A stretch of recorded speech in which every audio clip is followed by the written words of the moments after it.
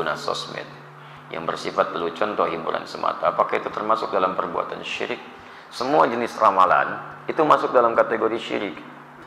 Nggak boleh, dilarang. Ingat ya, semua ramalan-ramalan itu tidak diperkenankan. Bahkan di masa Nabi sangat dikecam. Banyak ayat turun, bahkan hadis-hadis keluar dengan keras dalam persoalan ini. Kalau Anda mau meramal sekarang, Anda terlambat. Zaman jahiliyah sudah banyak yang ramalan. Jadi kalau Anda misalnya pengen meramal, maka Anda berlomba dengan orang jahiliyah. Dan Anda kalah cepat. Dulu metodenya banyak. Ada yang pakai burung. Burung dilepas, namanya tatayur. Diramal keadaan. Ya, Anda datang pebisnis, saya mau pergi ke tunggu dulu ya. Nah, burungnya dilepas dulu. Kalau burung balik lagi, aman nih situasi. Kalau burung nggak balik lagi, nggak aman situasi. Jangankan Anda, burung aja nggak balik lagi katanya. Nah, itu tatayur namanya. Baik ya. Baik, banyak Pak. Ada utak keluar misalnya kayak semacam kayu gitu kan, atau dadu dikeluarkan. Nanti ada tulisan di situ. Kalau berangkat, kalau tidak ya tidak. Dan dukunnya kreatif. Dukunnya kreatif, itu sepekan sekali mereka mencari jimat-jimat, datang sana, datang macam. Nanti mereka juga akan lomba tingkat dukun pada saat itu. Betul, nanti yang paling hebat, dia yang mantranya kuat, yang jimatnya bagus, itu yang kemudian menempati posisi pertama, jadi acuan dalam kehidupan. Kan dulu yang jadi acuan itu ada 3 Pak.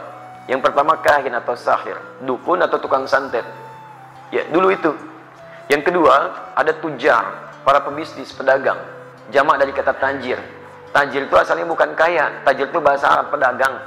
Cuman dulu yang paling kaya itu pedagang, pengusaha. Makanya diserap ke dalam bahasa kita. Begitu orang sudah kaya, tajir. Masalah, padahal bukan pedagang. Bisa kan? Bisa aja. Ada diplomat kaya, bukan tajir namanya. Kaya. Ya. Tapi kalau tajir itu bahasa Arabnya berarti pedagang artinya. Nah, ini kalau semakin kaya, maka semakin terhormat. Punya kedudukan dia. Punya kedudukan. Dulu ada Abu Jahal, Abu Lahab, dan Abu yang lainnya. Itu kan? Nah, mereka banyak punya harta, punya macam-macam, punya kedudukan. Baik, yang ketiga, dan nanti disebut dengan syair, jamaknya syu'ara. Kalangan artis. Ya, artis pada saat itu. Syu'ara, penyair. Jadi mereka itu berlomba, Pak. Sampai nanti dimunculkan banyak kisah di Quran. Surah ke-26 kan surah Syu'ara. Ya, kalau Anda baca dari ayat 224 ya, itu Masya Allah mereka pergi tuh. Ada yang ke lembah. Syu'ara yattabi'umul ghawun. Mereka itu seringkali melampaui batas. Ya, wa hum fi kulli wadin yahimun. Ada mereka yang datang kemudian ke lembah-lembah cari inspirasi, ke lembah sendirian cari inspirasi. Ada suara-suara terus bikin puisi di situ, bikin syair. Dilombakan, Pak. Dilombakan. Paknya di aswaq, ya, di pusat-pusat hiburan. Ada Suq Dumatul Jandal, ada Suq Uqab. Puncaknya nanti di Jabal Kubais. Jabal Kubais yang sekarang jadi Istana Raja. Istana Raja. Ya, jadi kalau Anda dari Zamzam, sebelah kanan itu ada satu bukit besar di atas Istana Raja. Sekarang sudah agak turun bukitnya karena istananya semakin diperluas. Kalau dulu masih kelihatan bukitnya begini. Nah, itu simbol kekuasaan dari sejak zaman jahiliyah. Artinya siapa yang ada di atas bukit itu dia memegang kuasa di sekitarannya. Ya, sekarang dinasti Saud, ya, maka dari itu di atasnya dibangun Istana Raja. Dulu dilombakan. Nanti yang paling hebat syairnya maka akan ditulis dengan tinta emas. Digantungkan di Ka'bah, disebut dengan mu'allaqat. Ada mu'allaqat Imri'il Qais, ya, dengan bahr tawilnya.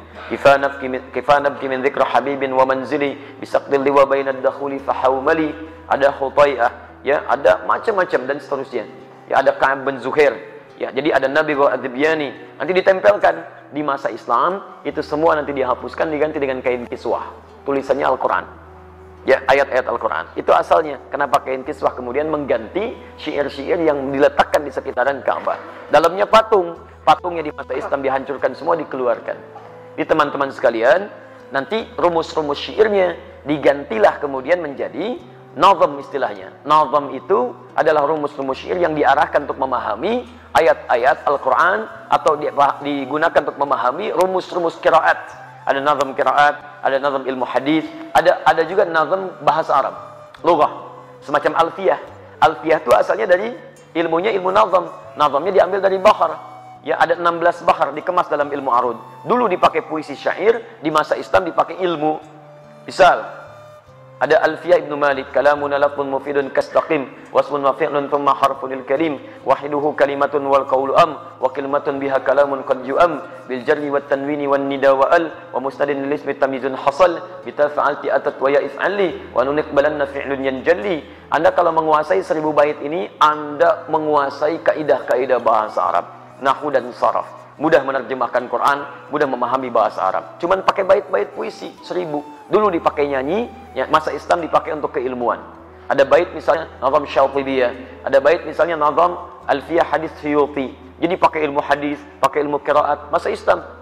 Begitu kemudian orang-orang Islam mulai meninggalkan nilai-nilai keislamannya, lemah maksudnya, maka diambil hazanah keislaman, ya dari Spanyol khususnya. Tahun 1492 terjadi perjanjian Tordesillas. Bumi dibagi jadi 2 bagian oleh Alexander yang ke-6.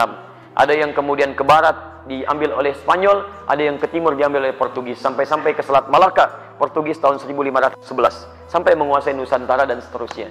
Diambil. Nah, begitu diambil sama barat, nazam tadi berubah lagi. Dari yang tadinya keilmuan Islam dikembalikan lagi ke musik. Muncullah rumusan-rumusan CDF, GABC, GABC, DFIS G, DFIS G, ABCIS D, ABCIS D, FIS A, FIS A, BCIS E, BCIS F, FIS AIS B, FIS AIS B, CIS AIS FIS, CIS AIS FIS, AIS BIS CIS. Diterapkan jadi gitar, jadi piano, jadi macam-macam. Tuh lihat, bagaimana ketika Islam mendapatkan rumusan keislaman jadi ibadah bentuknya, ketika ditinggalkan kembali lagi ke awalnya. Di teman-teman sekalian, termasuk ramalan, yang semacam itu sudah banyak di jahiliyah. Di masa Islam dihapuskan. Dengan apa? Dengan tawakal, muncul qada wal qadar, muncul ketakwaan kepada Allah. Turun ayat di situ, Quran misalnya, surah 31 ayat 34. Lihat ini surah terakhir, ayat terakhir di surah ke-31 Luqman. Innallaha 'indahu 'ilmus sa'ah. Lihat tentang waktu. Ramalan tertinggi tentang kiamat. Sudah banyak orang meramal. Ini yang puncak tertinggi aja. Kalau yang tertinggi aja udah ditolak, apalagi yang rendah-rendah. Lihat kalimatnya, innallaha 'indahu 'ilmus sa'ah. Sungguh hanya Allah yang tahu kapan terjadi kiamat. Kiamat tuh di Quran banyak kalimatnya. Malik yaumiddin, kiamat. Yaumul akhir, kiamat. Wabil akhirati hum yuqinun, kiamat. Yaumul qiyamah, Quran surah 75. La uqsimu biyaumil qiyamah. Tapi kenapa di sini menggunakan sa'ah? Sa'ah itu menunjuk pada waktu. Sekarang diartikan jam. Jam itu ada menitnya, ada detiknya. Lihat penegasan Allah. Sampai ke menitnya dan detiknya hanya Allah yang tahu kapan kejadiannya. Kalau ramalan-ramalan puncak tertinggi tentang kiamat saja cuma Allah yang tahu, apalagi yang kecil-kecil. Ya, dulu pernah ada yang nekat. Saya pernah dengar di Indonesia itu. Saya posisi di Garut pada saat itu. Akan terjadi kiamat ramalan. Tanggal 9, bulan 9, tahun 99. Masya Allah. Sebagian pasar itu ada yang sepi. Begitu nggak kejadian, diundur tahun 2012 katanya. Masya Allah. Tanggal 12.